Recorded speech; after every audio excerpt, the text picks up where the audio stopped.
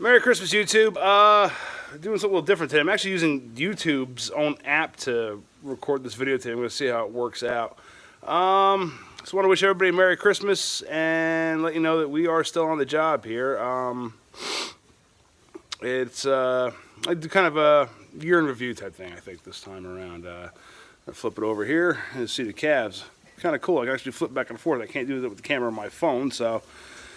where are we now? 2017, great year for us. I'm not even gonna lie. It really actually, I mean, business-wise, it's kind of slow, but I think for way the year went, it was a very good year. Some things didn't work out the way we thought they were going to. We wanted to plant corn, and it just such a late freaking. I duck here a little bit. The barn's low. Just didn't quite work out that way. We got such a late spring, and by the time we were really ready to plant corn, the hay was ready to go, and we had customers out of hay, so it was kind of difficult to. At that point, you got to make a choice. Do you stay? You know, do you fight along and try to plant corn in? Meanwhile, you got customers waiting who need hay and you're out, or do you say to hell with the corn and hope for the best later on? So at that point, we abandoned the idea of putting corn in and went right to the hay. The rye. I'll talk about the rye. The Dembeck Follies, as I like to call it. It was a case in point where I kind of was pushing. Around May or June, we had a few weeks where it wasn't raining, and I was pushing to chop it and put it in a silo. And we could have taken the consecutive cuttings after that and square baled it for the cows for the winter. Grumpus and I were just kind of, it's going to grow back. I understand it's going to grow back, but we can cut it for the cows for the winter. You know, square bale it, put it in the barn. I don't know what to do. Well, we're not going to do nothing now because we got to cut hay. So, and Lucy is saying hi. She wants attention. Don't you, girl? Huh? Yeah. There's always one that wants attention. So, yeah, anyway, we were trying to convince him to do something and do whatever. And like I said, just back and forth. It did not work out. So we said, all right, we'll get it in, you know, after haying's done. Well, haying came done and it got wet again in the fall. So there was no rye getting put in. And, you know, unfortunately, it's still standing out in the field. You know, I mean, I'd be lying if I sat here and said that I don't think we could possibly cut it in February if there's no snow on the ground and it's you know, dry enough or cold enough. We could do it. Problem we had with that is there's a lot of undergrowth. We put that down as new seed last year and as a cover crop, and it makes beautiful straw. But the problem we have is the undergrowth is very green. I'm actually using it for bedding right now for my little guys, and I'll put it down, and this isn't, they definitely need a little bit more room in here, but flip this over, finger out of the way. As you can see, there's a lot of undergrowth in that. It's a lot of green stuff, and they will eat most of that down. So, especially that pain in the ass there, he will eat the most. He's a pig. Anyway, so, but I mean, you know, we actually cut more hay this year than what we did last year, which was surprisingly enough with how wet it was and how late of a start. We literally didn't start cutting hay till about oh god, it was 4th of July weekend I think when we started actually cutting hay, and you know, so we were at least a month behind cutting hay, but we probably put, with second cutting and some of the third cutting, we probably put close to, I think about maybe 8,500 small square bales in, and I think we baled up. I'm gonna have to say close to 450 round bales, 4x4 round bales, So, yeah, that is what it is. Some other things we're going to do. But we did have a good year. Next year, definitely we're planting corn. We've decided that we're going to plant it. Instead of just kind of deciding, well, we can't cut hay, so let's plant corn instead, and not having, a real good plan involved. And hold on. See, there you go. We're eating it. You're supposed to lay on it, stupid. Cows. So we're actually, instead of just saying, well, we can't cut hay, so let's plant corn, we're going to have an actual, plan involved. And going to go from there. We have enough tractors right now. I still got to get cabs installed.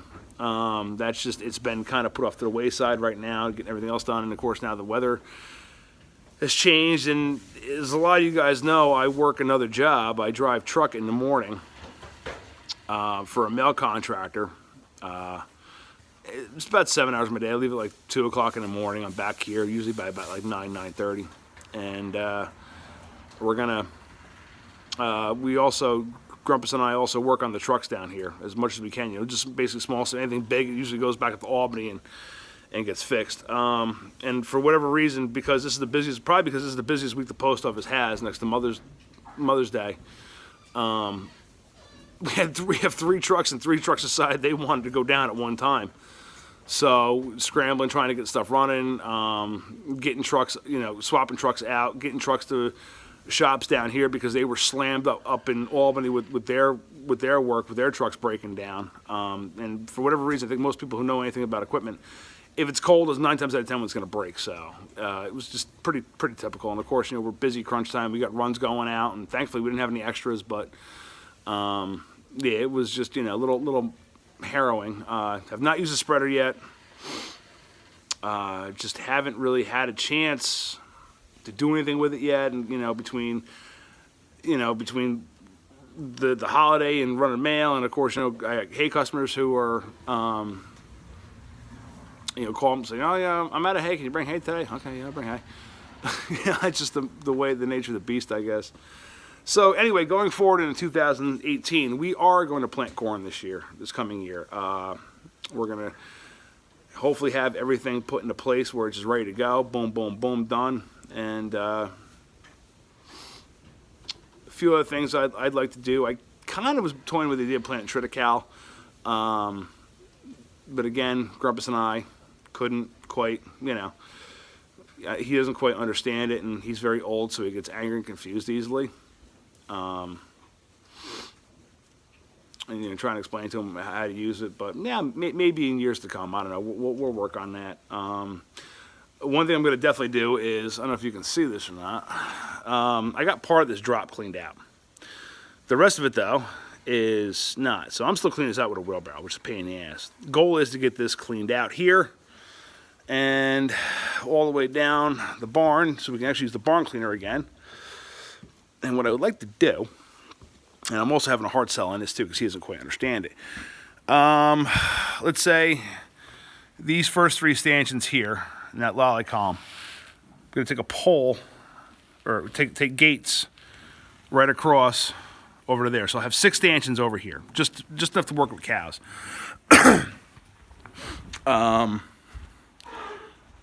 Block this all off here, one of the little ones that were last born.